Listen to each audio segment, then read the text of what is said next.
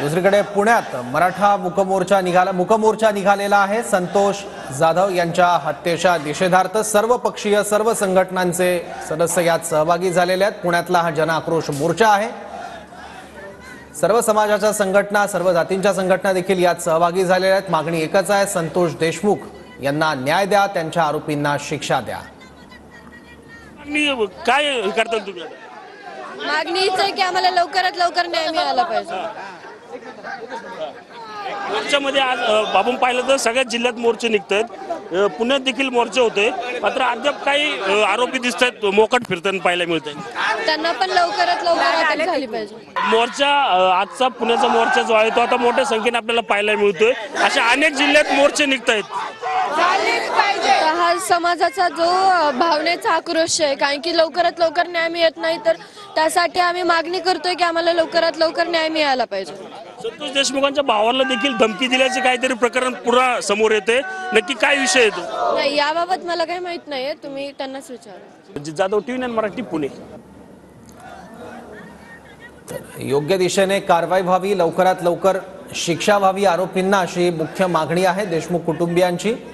आणि त्यांच्या याच मागणीसाठी त्यांच्यासोबत या मूकमोर्चात सगळे लोक सहभागी झालेले आहेत। पुण्यातली ही दृश्य आहेत। सगळ्यात आधी हा मोर्चा निघाला होता लातूर जिल्ह्यातल्या रेणापूरमध्ये, त्यानंतर दुसरा मोठा मोर्चा निघाला बीडमध्ये, त्यानंतर काल परभणीमध्ये सुद्धा भव्य मोर्चा काढण्यात आला, ज्यामध्ये वेगवेगळे नेते सगळ्या पक्षांचे ते सुद्धा सहभागी झालेले होते। यावेळी सुरेश धस यांनी देखील काही आरोप केले, राजीनाम्याची मागणी केली धनंजय मुंडे यांच्या, आणि आता पुण्यात हा जनआक्रोश मोर्चा काढण्यात आलाय। यामध्ये संतोष देशमुख त्याचबरोबर परभणीतील सोमनाथ सूर्यवंशी यांना न्याय मिळाला पाहिजे अशा दोन मागण्या केंद्रस्थानी आहेत। आणि याच न्यायाच्या मागणीसाठी हजारोंचा हा मूकमोर्चा काढण्यात आलाय।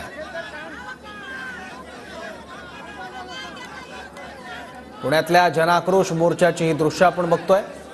तर आम्हाला लवकरात लवकर न्याय पाहिजे असं वैभवी देशमुख यांनी म्हटलंय। मृत संतोष देशमुख यांच्या त्या कन्या आहेत।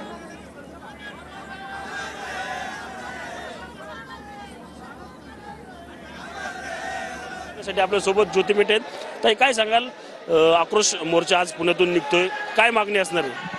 शासन आणि पोलीस प्रशासन यांनी संतोष अण्णा देशमुख यांच्या खून प्रकरणातील सहभागी सर्व आरोपींना शोधून त्यांच्यावर कठोरात कठोर कारवाई वैधानिक मुदतीच्या अगोदर पूर्ण करावी, ही आमची प्रमुख मागणी असणार आहे। आपण पाहिलं तर अनेक जिल्ह्यात जे आहेत आता असे जनआक्रोश मोर्चे पाहायला मिळतात, मात्र मुख्य सूत्रधार अद्याप मोकाट पाहायला मिळते।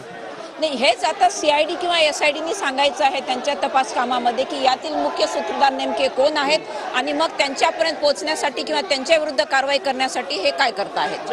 म्हणतात की आका पकडायचं अजून बाकी आहे, पण आका कोण आहे? हे तपास यंत्रणांनी सांगायचं, त्यांचं काम आहे हे तपास यंत्रणेचं।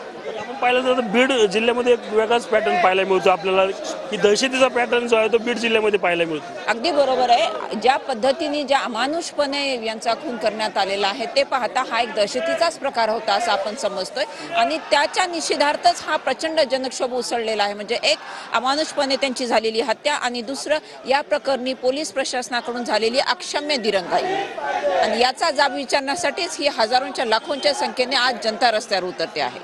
नक्कीच आपण पाहिलं तर जी हत्या झाली त्याचा जाब विचारण्यासाठी ही जनता जी आहे ती रस्त्यावर आले असल्याचं म्हणणं जे आहे ते ज्योती मेटे यांनी या ठिकाणी केलेलं आपल्याला पाहायला मिळत आहे।